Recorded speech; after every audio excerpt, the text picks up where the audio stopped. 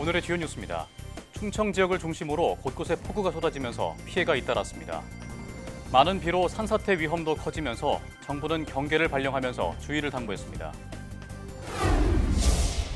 배경훈 과학기술정보통신부 장관이 새 정부의 장관 후보자 가운데 첫 번째로 임명됐습니다.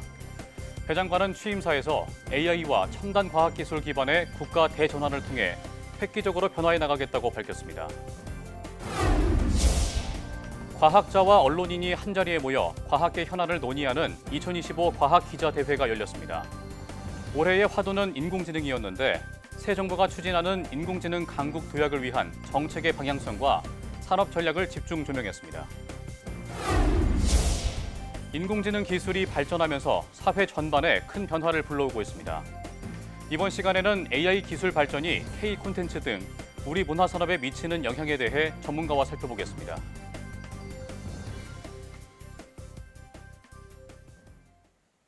여러분 안녕하십니까? 사이언스투데이 시작합니다.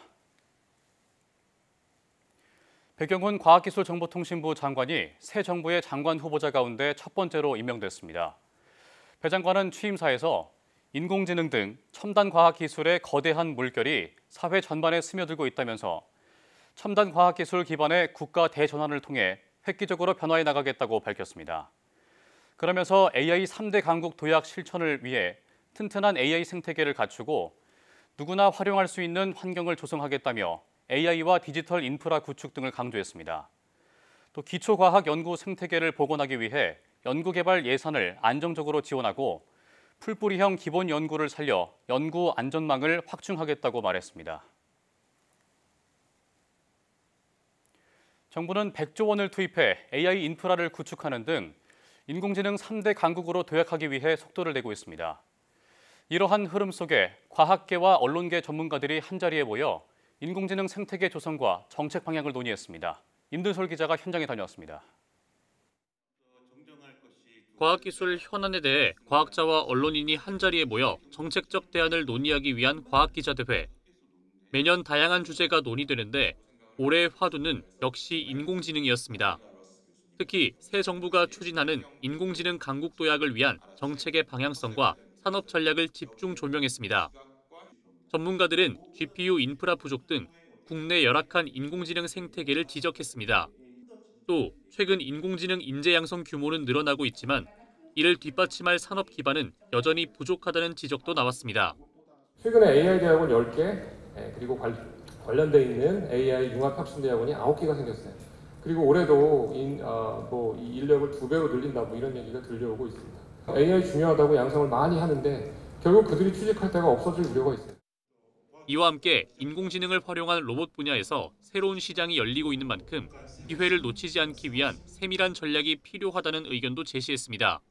AI와 함께 앞으로 굉장히 큰 산업으로 지금 주목받고 있는 것이 이제 로봇, 그리고 로봇을 또 뛰어넘는 휴머노이드라고 말씀드릴 수가 있습니다. 어찌 보면 잘하면 아마 휴머노이드가 로봇에 포함이 되어 있지만 이것 자체가 별도의 나중에는 산업으로 통계가 잡히지 않을까 정도로 휴머노이드가 굉장히 많은 박ham을 받고 있고요. 이번 대회에서는 인공지능 기술 개발과 함께 사회에 미칠 영향과 윤리적 문제도 논의됐습니다. 참가자들은 인공지능 기술이 발전할수록 과학 저널리즘의 역할이 중요해진다는 점에 공감하고 과학계와 일반 국민 사이의 간극을 좁히기 위한 노력을 지속해 나가기로 했습니다. YTN 사이언스 임들솔입니다. 경기 남부와 충청권에 내린 극한호우로 피해가 속출하고 있습니다. 중앙재난안전대책본부는 집중호우로 경기도와 충남 등에서 옹벽 붕괴와 도로 토사 유실 등이 보고됐다고 밝혔습니다. 특히 옹벽 붕괴와 차량 침수로 인명피해도 잇따랐습니다. 또 3개 시도에서 주민 1000여 명이 대피했는데 이들 대부분이 마을회관 등에 차려진 임시주거시설에 머물고 있습니다. 목포와 홍도 등에서 여객선이 통제됐고 국립공원 일부 구간도 출입이 제한됐습니다. 그런가 하면 충남 청양군 대치면에서는 산사태도 발생했습니다. 무너진 흙더미에 주민 2명이 매몰됐지만 소방이 구조 작업에 나서 2명을 모두 구조해 병원으로 옮겼습니다. 충남 소방은 구조된 2명 모두 다리가 골절되는 등 부상을 입었지만 생명에는 지장이 없다고 말했습니다. 이렇게 기후 변화가 극심해지면서 비가 내렸다 하면 집중호우로 이어지는 경우가 많습니다. 특히 시간당 50mm 이상의 물폭탄이 쏟아지면 산사태 위험 역시 커지는데요. 산사태는 발생 전에 전조 증상이 있는 만큼 잘 살피는 게 중요합니다. 엄윤주 기자가 보도합니다. 여름철 시간당 30mm 이상 장대비가 2시간 이상 집중되면 호우로 인한 피해가 발생하기 시작합니다. 집중호우가 잦아지면 토양이 흡수할 수 있는 수분량이 포화 상태에 이르며 산사태로 이어질 수 있습니다. 특히 올여름은 예년보다 많은 비가 예상된 데다 연이어 만들어진 태풍과 열대 저압부로부터 많은 수증기가 쉼없이 올라오고 있어 호우 가능성이 더 커지고 있습니다. 지난해 장마철 이례적 물폭탄이 쏟아졌던 상황과 비슷합니다. 지난해 우리나라는 태풍이 직접 북상에 영향을 주진 않았지만 장마철로 접어든 7월 이후 정체전선과 태풍 수증기가 겹치면서 시간당 100mm 이상의 물폭탄이 16차례나 쏟아졌습니다. 이런 극한호우가 내리면 산사태 위험은 커질 수밖에 없습니다. 산사태는 막을 수 없지만 발생하기 전 전조 증상이 나타나기 때문에 잘 살피면 최악의 상황을 피할 수 있습니다. 먼저 바람이 없는데 나무가 흔들리거나 넘어지고 산울림이나 땅울림이 들린다면 산사태를 의심해야 합니다. 병사면에서 갑자기 많은 물이 솟아오르거나 계곡 상류의 물이 갑자기 흙탕물로 변하는 것도 위험 신호입니다. 반대로 잘 나오던 우물이나 샘물이 갑자기 끊겼을 때도 산사태를 대비해야 합니다. 바람이 없는 산에서 나무가 흔들리거나 갑자기 기울어지고 산울림이 들리는 건 산사태 전조 현상 중에 하나입니다. 이럴 때에는 산사태가 이미 시작된 상태일 수도 있기 때문에 즉시 안전한 곳으로 몸을 피하셔야 합니다. 산사태가 일어나면 주변 배수시설을 점검하고 지정된 대피 장소나 산에서 멀리 떨어진 안전한 곳으로 피해야 합니다. 산속에 있다면 되도록 산사태가 난 반대 방향의 높은 곳으로 이동해야 합니다. 또 계곡은 무리하게 건너지 말고 주변 높은 언덕으로 향하는 게 안전합니다. 산사태는 극한호우로 인해 갑자기 일어나는 경우가 많은 만큼 대응할 시간이 짧아 피해가 커집니다. 산사태 위험 지역이나 산사태 특보가 내려진 곳에서는 집안 가스나 전기를 차단한 뒤 신속하게 대피하는 게 중요합니다. YTN 엄윤주입니다. 폭우가 쏟아지면 차량 침수로 고생하는 경우가 많습니다. 자칫 순식간에 불어난 물 때문에 차 안에 갇히는 사고도 생길 수 있는데요. 이럴 때 어떻게 안전하게 탈출할 수 있는지 배민혁 기자가 직접 알아봤습니다. 본격적인 장마철이 시작되고 첫 폭우부터 차량 침수가 잇따랐습니다. 지하차도에 침수된 차량에서 남성 한 명이 구조되고 도로에 가득 들어찬 물 때문에 차량이 망가지기도 했습니다. 이렇게 폭우가 쏟아져 갑자기 물이 불어나 차 안에 갇힌다면 어떻게 대처해야 할까? 직접 체험해봤습니다. 차가 들어있는 수조 안에 물이 쏟아지고 순식간에 창문 높이까지 차오릅니다. 지금 차량 바깥에 물이 어느 정도 찬 상태인데요. 제가 문을 한번 열어보겠습니다.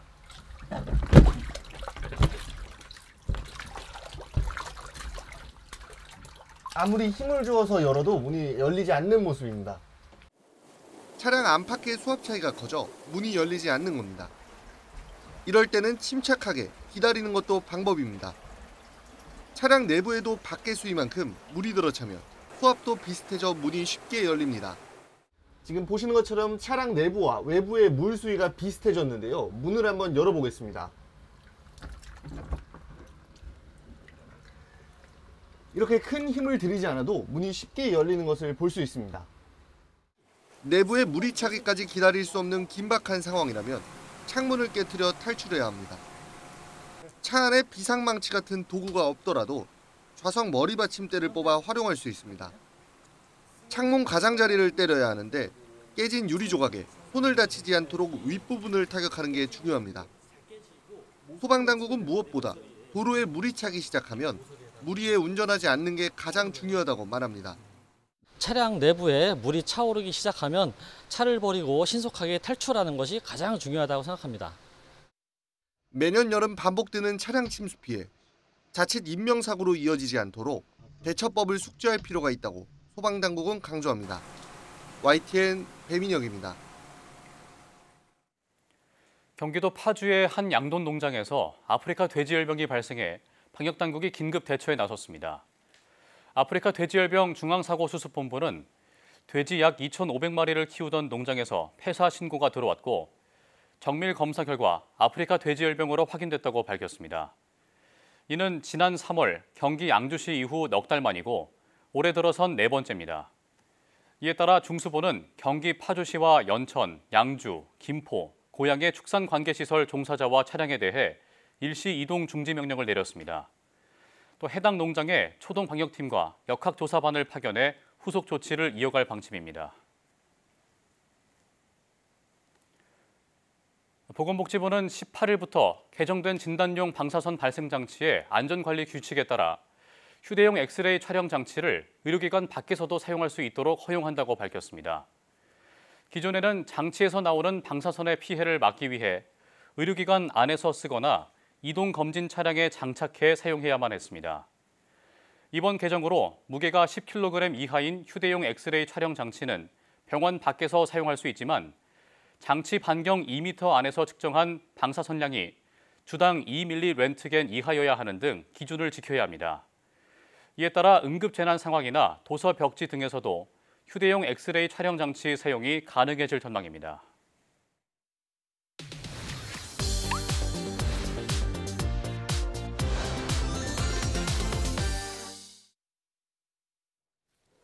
전문가와 함께 인공지능 기술의 현재와 미래를 살펴보는 시간.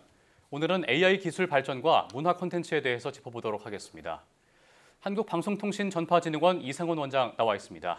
안녕하십니까? 네, 안녕하십니까? 네. 최근 K-팝 아이돌을 다룬 K-팝 데몬 헌터스가 OTT 글로벌 차트에서 오징어 게임 3와 함께 지금 최상위권을 기록하면서 큰 인기를 끌고 있습니다. 이게 K-팝 데몬 헌터스가 당연히 한국 작품이라고 생각을 했는데 미국의 애니메이션 제작사가 만들었다는 점에서 좀 흥미롭더라고요. 이제 뭐 K 콘텐츠를 다른 나라에서도 제작하고 이게 성공할 수 있다는 걸 좀 보여주는 사례인 것 같습니다. 네, 그렇습니다. K 콘텐츠는 뭐 통상적으로는 우리나라가 사람이 만들고 우리나라 회사가 투자하고 뭐 이런 정도로 생각을 했었는데 그러나 지금은 이젠 미국 회사가 또는 다른 나라의 회사와 제작진이 우리 소재를 한국적인 소재를 토대로 해서 이야기를 만들고 또 작품 전체를 구성할 수 있다는 걸 보여줬고 그것이 특히 글로벌 흥행 대성공까지 이루어졌다는 점에서 상당히 좀 센세이션한 사건이 되지 않을까 이렇게 생각합니다. 따라서 이번 사건을 계기로 해서 해외에 더 많은 뭐 메이저 제작사는 물론이고 많은 제작자들이 한국의 어떤 스토리, 한국적인 콘텐츠에 더 많이 관심을 가질 것으로 생각이 됩니다. 그리고 또 말씀하신 것처럼 이번 이 애니메이션이 이제 애니메이션 자체로 끝나는 게 아니라 빌보드와 스포티파이 같은 음원 사이트에서도 그 OST 전곡이 모두 다 아주 상위권에 올라가 있고 심지어는 어떤 부분에서는 BTS마저도 능가했다 이럴 정도로 대단히 흥미로운 뉴스들이 계속 이어지고 있고요. 그리고 또 하나는 여기 나오는 수많은 어떤 문화적 상징들, 그러니까 호랑이라든가 까치라든가 또 놀이개 그리고 뭐 사용하고 있는 검이라든가 또 스토리 자체가 굉장히 한국적인데 이걸 만약에 우리나라 사람, 우리나라 제작자가 만들었으면 이만큼 너무 로컬적인 걸 강조하지 않았을까 하고 우려를 하고 이렇게까지 한국적인 요소를 드러내지 못했을 거다라는 그런 분석도 있습니다. 그런데 해외 제작자가 정말 100% 아니 그 이상으로 한국적인 소재를 굉장히 많이 사용했기 때문에 이제는 우리나라의 K컬처의 어떤 핵심적인 문화적인 요소들이 이젠 정말 주류가 됐다. 이렇게 봐도 무방할 것 같습니다. 네. 정말 대단하고 반가운 소식입니다. 근데 이 K-팝 데몬 헌터스의 제작비가 1,000억 원을 넘는다는 이야기를 들었는데 뭐 이와 비교하면 국내 제작 여건 같은 경우에는 뭐 이만큼 풍족하지 않은 것으로 알고 있습니다. 이 부분을 우리 업계는 어떻게 극복을 할 수 있을까요? 네, 뭐 미국 헐리우드하고 비슷한 규모의 제작비를 투자할 수 있는 다른 나라 제작자는 사실상 없죠.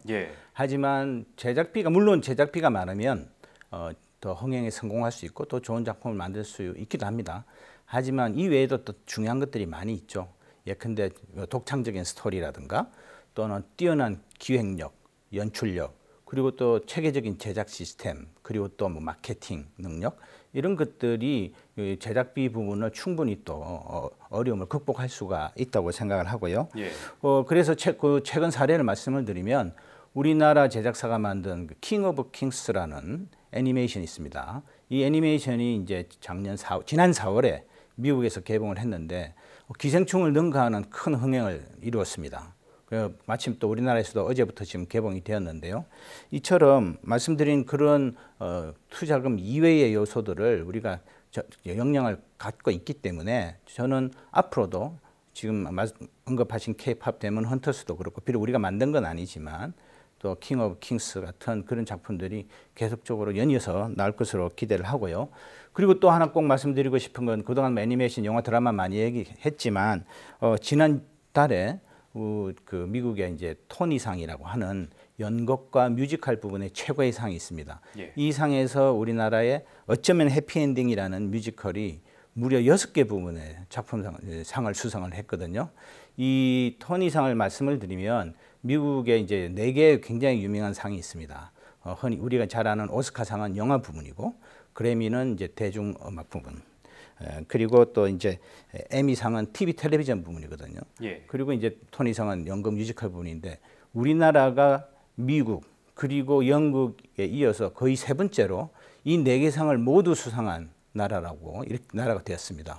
이건 뭐 정말 엄청난 그게 성과죠. 그래서 이처럼 우리가 그러면 큰 성공을 거두게 될 수 있었던 그 원인은 말씀드린 것처럼 우리가 굉장히 보편적인 스토리 그리고 세계인들이 공감할 수 있는 그런 이야기 그리고 그것들이 뭔가 메시지가 있다는 거죠. 그러니까 킬링 타임이 아니라 뭔가 가족의 어떤 유대감이라든가 또는 우정, 사랑 이런 요소들을 따뜻하게 잘 표현하고 있어서 보편적으로 잘 인기를 얻고 있고 앞으로도 이런 요소들을 중심으로 해서 더 좋은 작품들이 많이 나올 거라고 생각합니다. 그래서 뭐 한마디로 말씀드리면 기본적인 역량을 계속 키워나가고 또 새롭고 창의적인 아이디어를 발굴한다면 성공을 이어갈 수 있지 않을까 그렇게 생각합니다. 예, 정말 그야말로 우리 문화가 세계에 통한다는 것을 지금 좀 직접적으로 보여주고 있는 사례들을 보고 있는데 뭐 한편 미디어 콘텐츠 분야 같은 경우에는 기술이 빠르게 발전하고 또 그 변화도 빨리 나타난다고 하잖아요. 근데 이제 이 분야에 대해서 좀 이야기를 나눠보면 좋을 것 같은데 기술 중에서 뭐 어떤 기술이 좀 콘텐츠 제작에 많이 활용이 되고 있는지도 좀 궁금하거든요. 설명을 좀 부탁드립니다. 예, 가장 대표적인 기술을 말씀드리면 이제 특수 시각 효과라고 하는 VFX가 있습니다. 그러니까 이제 VFX를 얘기하자면 또 이제 컴퓨터 그래픽 CG라고 부르는 이 기술을 이어서 말씀드리는데 CG는 어떤 캐릭터를 컴퓨터적으로 이제 묘사하는 것이고 VFX는 영화나 드라마, 영상의 모든 장면을 영상을 그 목적에 따라서 구현할 수 있는 그런 기술이거든요. 예. 그리고 특히 이제 이것은 뭐 굉장히 사실적으로 구현할 수도 있고 또는 현실에서 구현할 수 없는 장면을 또 공상의 것들을 실제로 또 구현할 수 있고 그래서 이런 VFX 기술이 많이 사용이 되고 있고 급속히 발전하고 있습니다. 그리고 최근에 또 AI 기술과 결합하면서 더 큰 전환을 맞이하고 있는데요. 사례를 들어 말씀드리면 우리가 너무나 잘 아는 이제 기생충 영화 같은 경우에도 그 큰 대저택에서 이제 주로 많은 사건들이 일어나지 않습니까? 예. 그런데 이 저택이 사실은 1층까지만 별도로 제작을 했고 나머지 부분은 다 VFX 기술을 이용해서 그 공간을 그려낸 겁니다. 그러니까 우리는 저런 집에 진짜 있는 줄 알고 생각하지만 전혀 사실은 아니거든요. 예, 이것을 우리나라의 이제 덱스터 스튜디오라는 곳에서 구현을 했고, 예. 그래서 이처럼 우리나라의 이제 VFX 기술도 상당히 빠르게 발전하고 있습니다. 그리고 이제 또 하나는 혹시 승리호라는 우리나라 최초의 우주 SF물을 보셨는지 모르겠는데 예. 그동안 사실은 뭐 우주 영화를 만든다 이거는 우리가 할 수 있는 영역이 아니었습니다. 왜냐하면 우주를 표현할 수 있는 방법이 없었거든요. 물론 어린이물에서는 한 적은 있습니다만 그건 좀 재미삼아서 했던 거고 영화로서 만든 거는 이 승리호가 제대로 된 최초의 우주 SF다. 그래서 이처럼 이것도 마찬가지로 우리 국내 기술자들이 중심이 돼서 만들었던 거기 때문에 예. 굉장히 큰 발전을 하고 있다 이렇게 말씀드리고요. 최근에 뭐 나온 또 수많은 작품들을 보면 계속적으로 이 VFX 기술이 발전하는 걸 알 수 있습니다. 그리고 이제 지금 시점에서 가장 뛰어난 VFX 기술을 한번 또 경험을 하고 싶으신다면 우리나라 작품은 아닙니다만 현재 우리나라에서도 상영하고 있는 브래드 피트가 주연한 F1 The Movie라는 영화가 있습니다. 예. 이게 포뮬러 1이라고 하는 세계 최고의 자동차 경주를 이제 주제로 보여주는 영화인데요. 이 영화에 보면은 그 차량, 경주 차량이 대당 뭐 거의 수십억, 심지어는 100억을 넘어가기도 하는데 이 차량들이 막 부서지거든요. 예. 근데 이거를 그렇게 할 수는 없지 않습니까? 그래서 F2라는 그 밑에 등급의 차를 실제로 가져와서 움직이면서 이걸 VFX 기술을 이용해서 망가뜨리기도 하고 뭐 달리기도 하고 뭐 이렇게 하고 있습니다. 이처럼 VFX 기술로 어떤 외관, 그러니까 사람이나 또는 사물의 외관을 다시 디자인하고 그다음에 또 이 엔진 소리, 그다음에 주변 관객들의 모습들, 경기장 모습 이런 것들을 다 만들 수 있다는 게 지금 VFX 기술의 수준이라고 말씀드리겠습니다. 예, 지금 말씀해 주신 작품들을 다 봤는데요.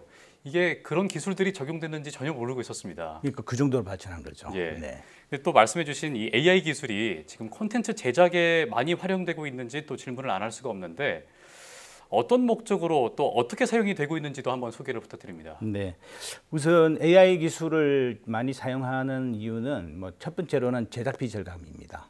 그리고 또 제작 시간을 단축시키는 거고 또 이제 위험한 어떤 장면이라든가 또는 새로운 시도, 아까 말씀드린 승리호 같은 우주 공간을 그린다든가 완전히 상상 속에서 한 번도 누가 이렇게 구현해내지 못한 그런 장면, 그런 캐릭터를 만들어내든가 할 때에 AI를 사용하면 훨씬 더 쉽게 구현을 할 수가 있죠. 예.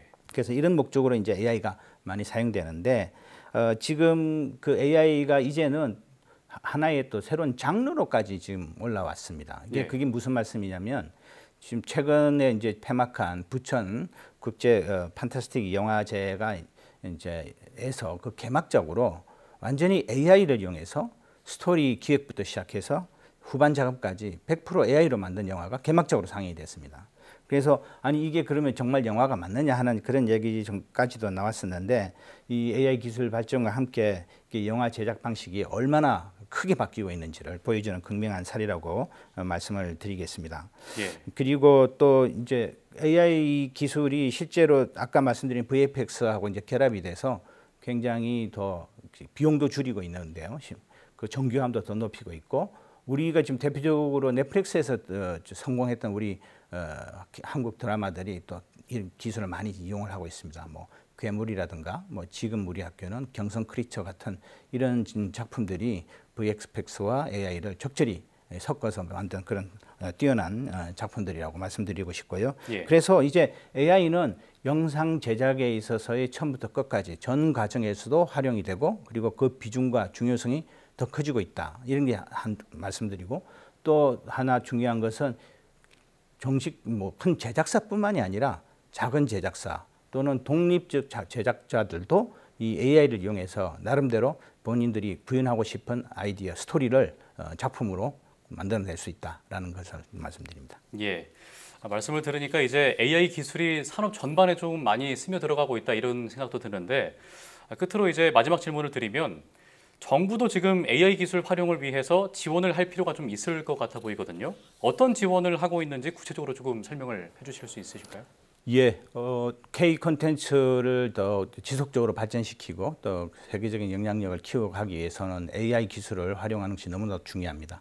그래서 우리 정부도 이 부분에 대해서 이제 지원을 늘려가고 있는데요. 특히 올해가 굉장히 좀 분기점이 되는 한 해라고 볼 수 있습니다. 왜냐하면 과기정통부와 또 문화체육관광부가 각각 한국방송통신전파진흥원 그리고 한국콘텐츠진흥원을 통해서 이 AI 기술을 이용한 콘텐츠 제작 지원 사업을 지금 추진하고 있습니다. 우선 한국방송통신전파진흥원 같은 경우에 AI 디지털 기반의 방송 프로그램 제작 지원 사업을 올해 시작했는데요. 이 사업은 AI 디지털 기술을 콘텐츠 제작 단계에 반드시 20% 이상 사용토록 의무화했습니다. 그래서 이 지원금을 받으려면 우리 제작사들이 이 기술에 대해서 공부하고 그다음에 실제 활용을 해야 되는 거죠. 그러니까 이를 통해서 제작 경험을 좀 많이 늘려주려고 하고 있고요. 그다음에 한국콘텐츠진흥원도 이 AI 영상 콘텐츠 제작 지원 사업이라는 그 이름 하에 영화, 방송, 애니메이션 등의 또 장편, 단편 콘텐츠 제작을 지원하고 있습니다. 특히 가장 최근에는 이 콘텐츠진흥원이 편당 70억을 지원하는 그런 아주 대규모의 사업 과제도 지금 공고를 했습니다. 예. 이게 3편을 이제 선택하는데 여기에 지금 현재 우리 국내 제작자들이 많은 관심을 가지고 있는 것으로 알려지고 있습니다. 그렇군요. 알겠습니다. 지금까지 한국방송통신전파진흥원 이상원 원장과 함께 이야기 나눠봤습니다. 오늘 말씀 고맙습니다. 네, 감사합니다.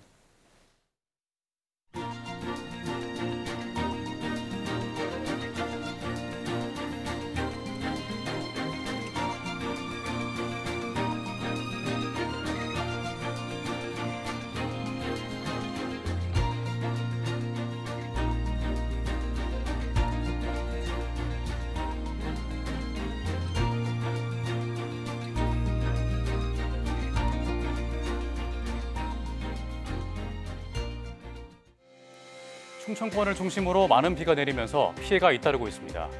문제는 앞으로 더 많은 비가 주말까지 이어질 것으로 예보됐다는 건데요. 앞서 전해드린 차량 탈출 방법과 산사태 대피 요령도 잘 살피셔서 피해 없도록 대비하시는 게 좋겠습니다. 뉴스 마칩니다. 고맙습니다.